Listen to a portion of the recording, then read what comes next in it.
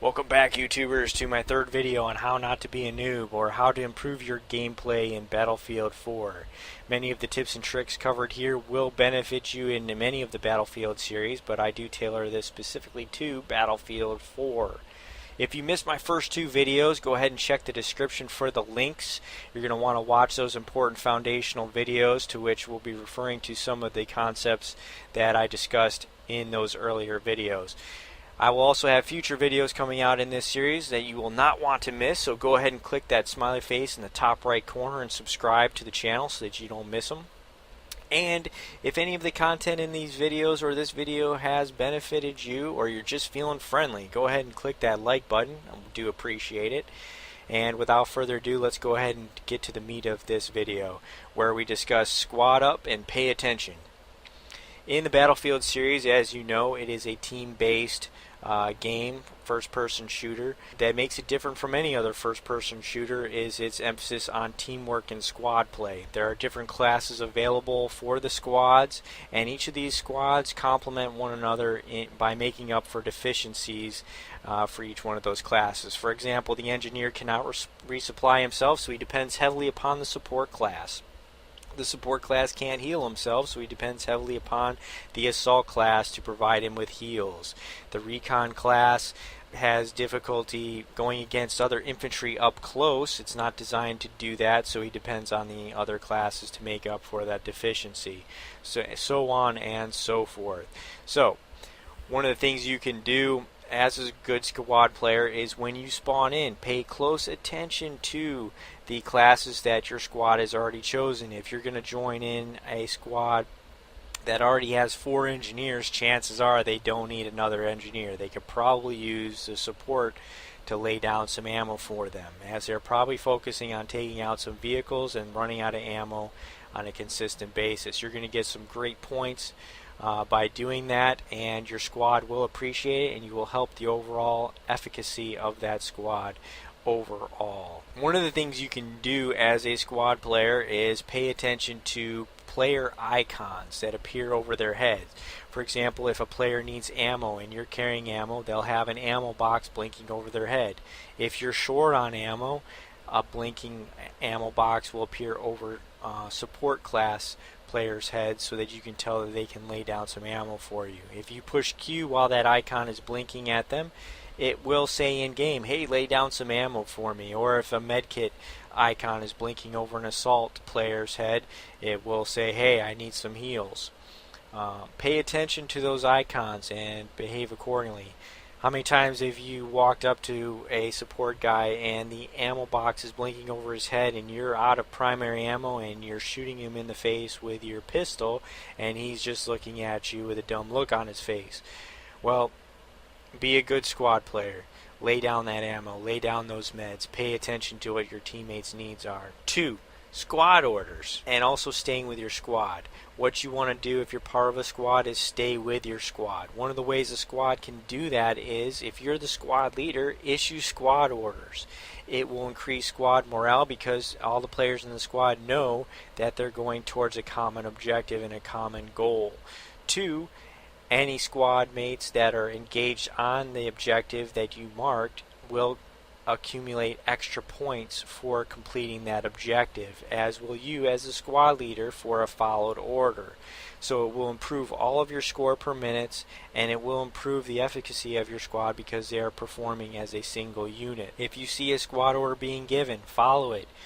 That means extra points for you, and chances are there will be other squad mates there. You also want to stay close to your squad so that you can support them. A squad moving as a unit is more effective because chances are most players only run in packs of 1 or 2. So if you have a full squad staying together, chances are you're going to outnumber your enemy engagements. Also, it's easier for a squad to take an objective than it is for one person, because you can spread out over the objective and cover all the different points, so that if an enemy comes in, you'll be able to attack them from 4 different positions instead of just relying on a single man. 3. Use comms. One of the best ways your squad can perform as a unit is to communicate with one another. Battlefield 4 now has an in-game comm system for you to communicate with your squad, so if you're playing with randoms, you'll be able to communicate effectively using this new feature. The best way to, however, is to communicate with friends or clan members is to use an external program such as TS3, TeamSpeak 3, Ventrilo, Mumble, or even the new Razer comms application. So I'll have links in the description for you guys if you want to go ahead and grab those. Using comms is going to be an important part of your gameplay. It's going to allow you to call out enemy positions. It's going to allow you to communicate with squad members where your next waypoint is. It's going to allow you to call out if there's an empty tank available to take, if there's a vehicle approaching on your position, things of that nature. It's going to allow you, it's going to give you a significant advantage on the battlefield over the enemy if you communicate. Most players do not make use of this feature, and most players do not communicate with one another. So if you're doing that, you already have an advantage over most players on the server. Another thing that you can do is join a friend or join a clan. When you play with someone else that you're familiar with or is familiar with your gameplay, you're instantly going to have an advantage in the battlefield. When I play with friends or clan members, we make sure that we have a squad that's got at least one support class in it, or one medic and a few engineers, and we're able to effectively accomplish our tasks of taking out enemy vehicles or attacking enemy objectives. Joining a clan is going to give you several benefits too. It's going to give you a wide variety of players to choose from, so if you don't like one person, you can try playing Battlefield with a different player from that clan. It's also going to give you the more exposure to players that play during times that you're available. Also, clans will most likely have players that are better than you, from which you can learn how to play the game. Or you can watch them how they play the game to improve your gameplay. And by having them in your squad, it will usually make you a better player as well. Also, you want to pay attention to what your squad and what your teammate is doing. Be aware when you're going through bottleneck areas and such as doorways, that you don't block those doorways. If you're following a teammate through a doorway, don't follow too close, because he may need to turn around and come back through that doorway. If you block that doorway, chances are you're cutting off his escape route and he's going to get killed, and you're helping the enemy rather than helping your squad mate. So be aware of not to block doorways or escape routes. You want to go ahead and lay down ammo and med packs as soon as you spawn in on your squad mates. By doing that, you will increase your score per minute, and you'll be assisting the squad mate that you spawned in on. Chances are he needs one of those two things if he's been in the game for more than 30 seconds. Go ahead and do that. Lay those things down, and lay them down behind cover. When you have an opportunity, don't lay them down in the middle of the road. Don't lay them down in the middle of the objective on the flag.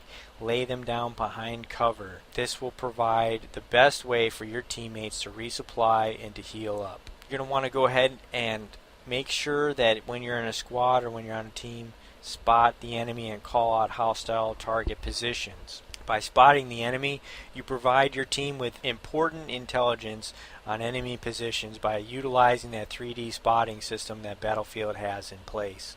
You're going to prevent your teammates from getting flanked. You're going to prevent your teammates from surprise attacks. And by spotting vehicles such as choppers and tanks, you're going to allow other players that have the engineer kit or support kits to neutralize those vehicles. And you're going to allow other players such as recon or assault to get out of the way so that they don't get taken down by surprise. Also, one of the things you're going to want to do is by calling out enemy targets is if you're playing with people that you're familiar with on a regular basis, go ahead and assign nicknames for positions on the map, landmarks on the map, so that you can easily refer to those without having to take too much time to describe where that enemy location is. And finally, you're going to want to adapt to your squad. You're going to want to look at what they're doing in that particular moment. Pay attention to what your teammates are doing. For example, if they're laying down fire on an enemy position, go ahead and make a way to flank around to attack that enemy position. Or if you see a friendly squad mate going around to flank, lay down covering fire. Distract that enemy. Make that enemy look at you so that your squad mate can get around and get that kill. The last thing I wanted to touch on today was last man in the squad. If you see that message being spammed across your screen and you are the last man in the squad, take cover. Don't advance towards an enemy position. Don't put yourself in jeopardy. get to a safe spot, wait it out, wait until your squad mate can spawn on you. This will do several things for you. It will ensure that you can continue your progress towards the objective and not have to spawn on an objective and make up for that lost ground. And two, it will prevent your field upgrade progress from being lost. Anytime your entire squad is wiped, your field upgrade progress is lost when you're going towards that next unlock. So be a good squad mate, pay attention, don't put yourself in jeopardy when you're the last man. And that concludes today's video. If you liked it, please be sure to click that like button. And until next time, see ya!